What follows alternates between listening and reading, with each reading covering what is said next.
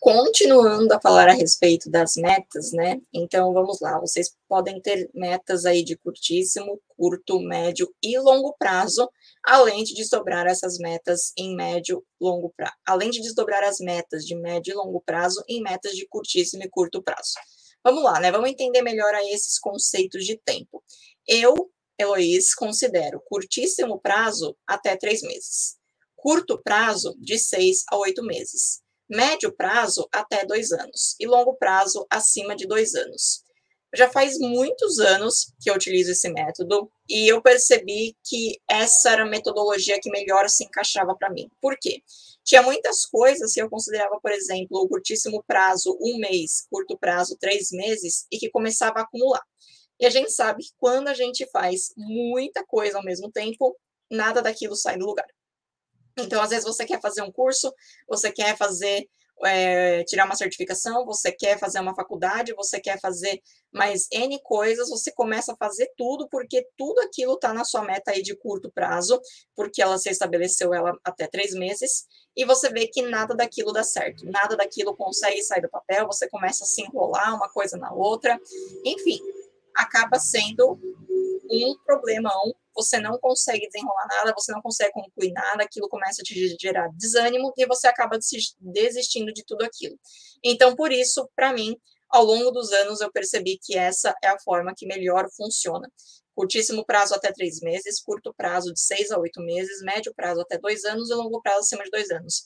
E defina datas para suas metas. De nada adianta você pensar, eu quero ter meu carro. Ok, você quer ter o seu carro quando? Que carro que você quer ter?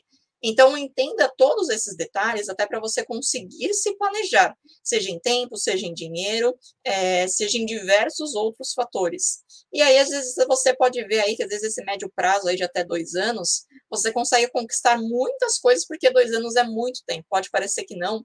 Um dia desses aí eu parei para pensar aí nos últimos 5 anos, tudo que aconteceu comigo, e eu falei, nossa, foi muita coisa mesmo. E aí eu comecei a reduzir esse prazo para 2 anos, 1 ano, e realmente a gente tem um desenvolvimento muito grande nesse período quando a gente começa a correr atrás daquilo que a gente quer. Então, defina suas metas de forma bem detalhada, e às vezes, né, aquela meta de longo e médio prazo, que parece uma coisa tão distante, conforme aquilo for se aproximando, você já consegue definir elas em metas de curtíssimo e curto prazo, né? Então, vamos dar algum exemplo aqui. Por exemplo, uma meta de longo prazo, tá? Quero viajar para Disney. Quando? Daqui 3 anos. Tá bom. Então, daqui 3 anos, eu vou viajar para a Disney. E o que eu preciso para viajar para a Disney daqui 3 anos? E aí a gente entra com uma série de perguntas. Vamos lá.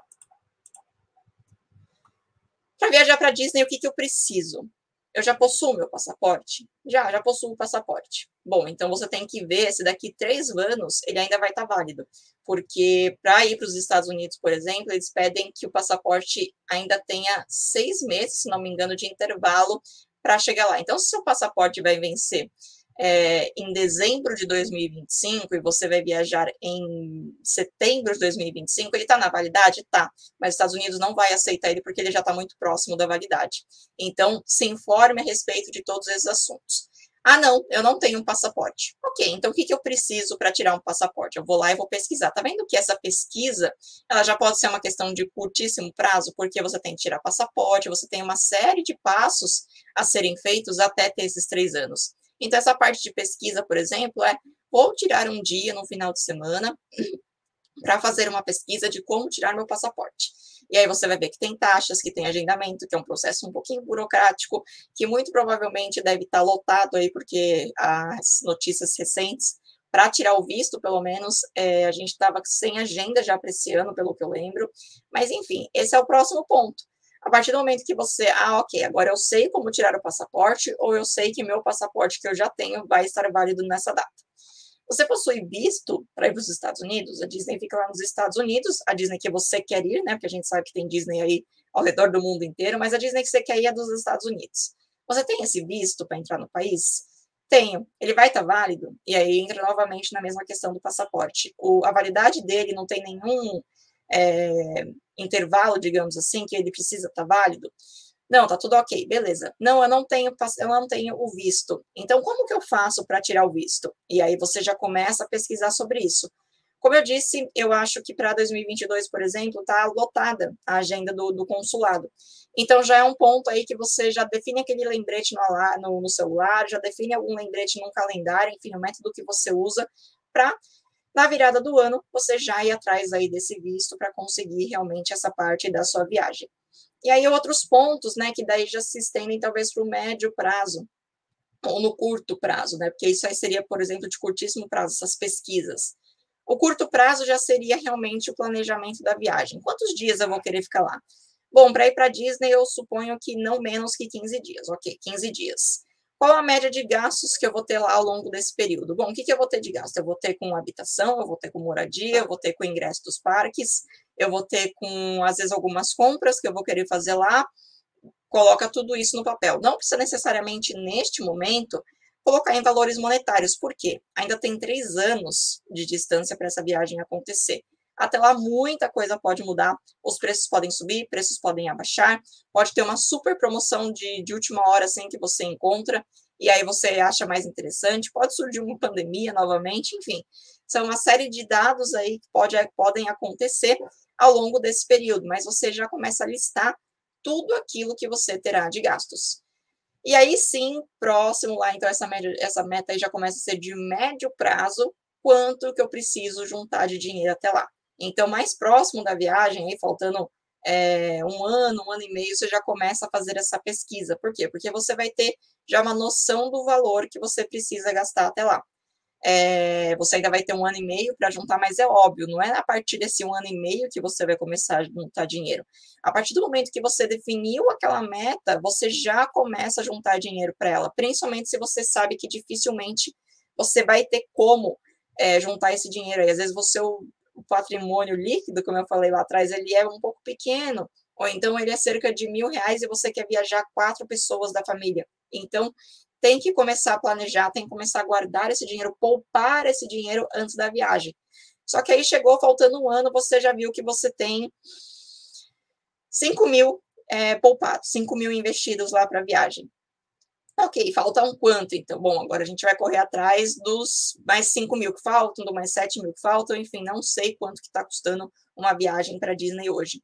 Mas aí você já tem, daí você já começa a ter mais redondo esse orçamento que você vai precisar para viajar.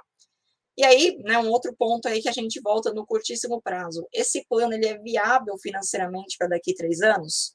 Que é justamente isso, eu quero viajar para Disney daqui 3 anos. Qual que é a média de gasto? Geralmente você pode pesquisar no Google qual que é a média, ou então ver um pacote da CVC, por exemplo, quanto que é para Disney, para você ter uma ideia de valores. Óbvio que você não vai ter um número redondo, porque ainda vai estar muito longe da viagem, mas você já tem aquela ideia. E aí você vê que, por exemplo, é R$ 12.000. Será que eu consigo R$ 12.000 daqui 3 anos? Pode ser que sim, pode ser que não. Putz, daqui 3 anos não vai rolar. E aí? Bom, a gente estende esse prazo, coloca para daqui 5 anos viajar para Disney. Ah, não, consigo tranquilamente. Então, beleza, mantém aí essa viagem para daqui 3 anos e vida que segue. E aí, por último, mais ou menos importante, e isso também começa desde o início aí desse planejamento, é, por exemplo, onde eu vou investir o dinheiro que está sendo poupado, onde que eu vou começar a guardar esse dinheiro. E aí, novamente, a gente entra nessas perguntas anteriores. Se eu ver, por exemplo, que a viagem vai ser viável financeiramente daqui 3 anos, eu posso pôr em um investimento que renda aí melhor que um CDB de liquidez diária, por exemplo, e que ele vai ficar travado até a data da viagem. E aí é um ponto bem interessante, porque esse dinheiro travado você não consegue mexer. Óbvio que se você consegue sacar e tudo mais, você tem uma série de, entre aspas, penalidades, o seu rendimento acaba sendo bem menor. Porém, é interessante aí, porque como aquele dinheiro não deveria ser mexido até a sua viagem, você consegue rendimentos maiores com ele. Então, entenda aonde que é melhor guardar esse dinheiro da viagem e invista esse dinheiro. Não vai deixar ele parado na poupança, não vai deixar ele parado no banco, ou pior ainda, não vai deixar ele parado em casa.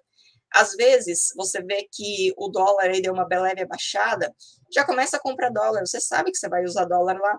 Então, independente do preço, né, o dólar aí numa média, conforme você for comprando todo mês, por exemplo, ou a cada 3 meses até a viagem, de certa forma você vai conseguir uma média de preço daquele período. Então, você não vai sair tão valorizado ou desvalorizado assim a moeda. Então, é uma estratégia também bastante interessante.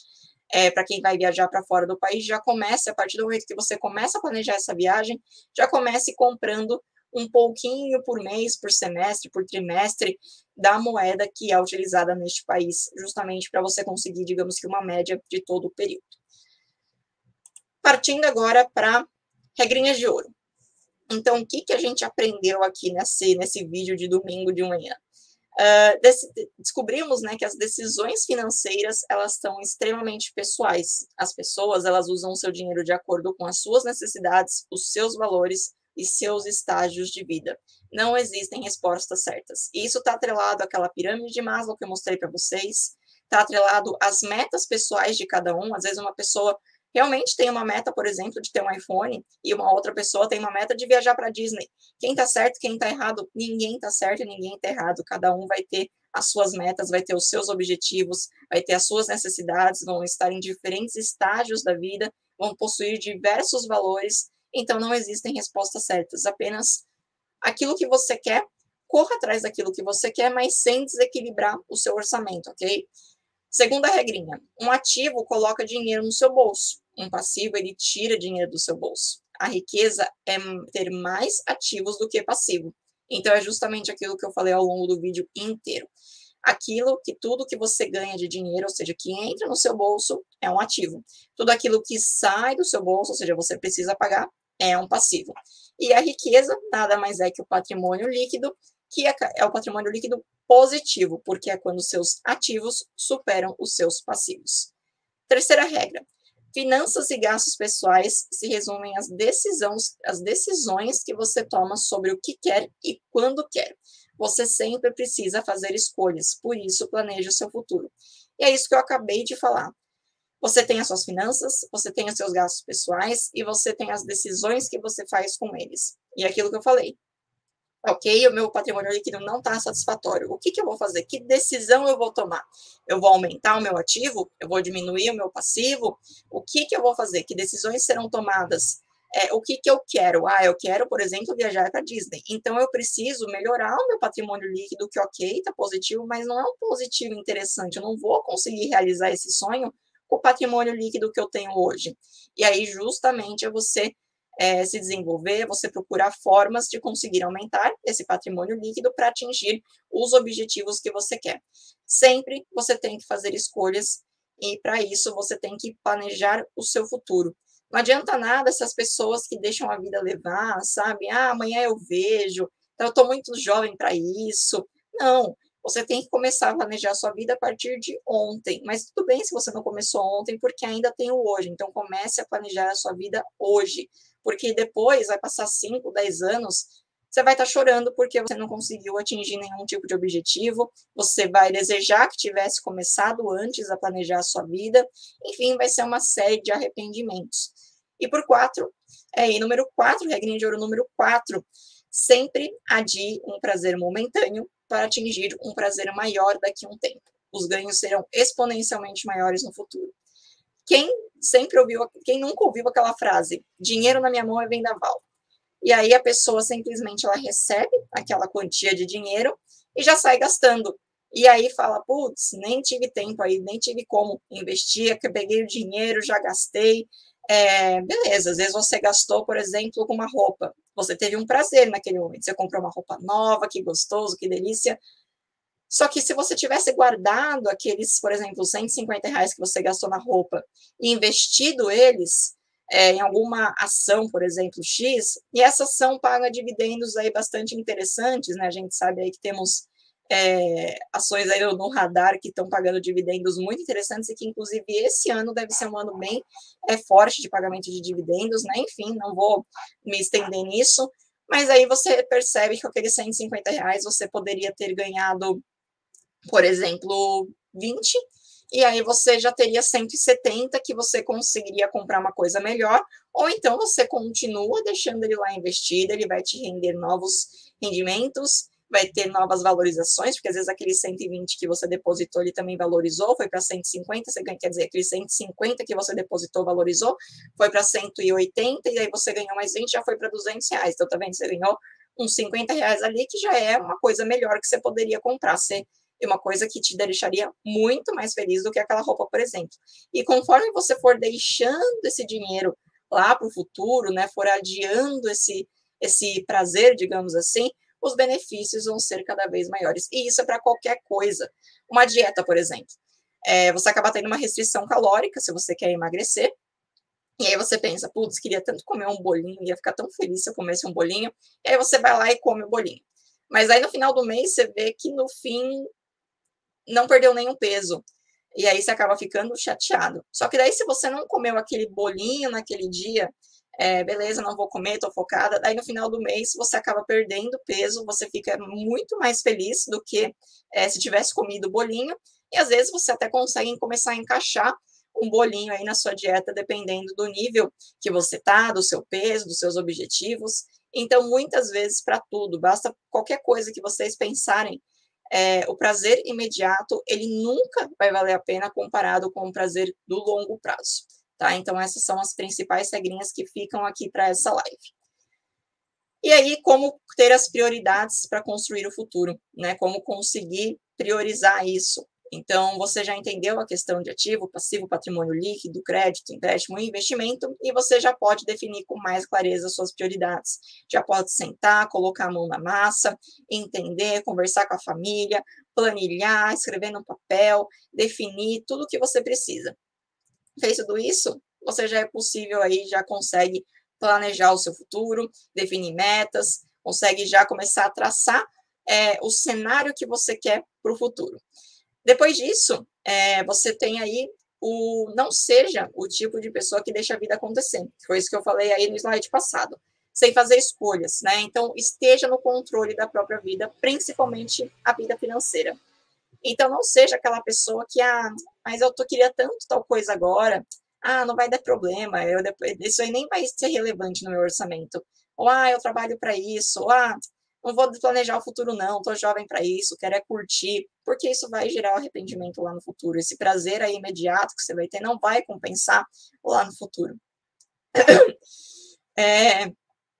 Trace metas.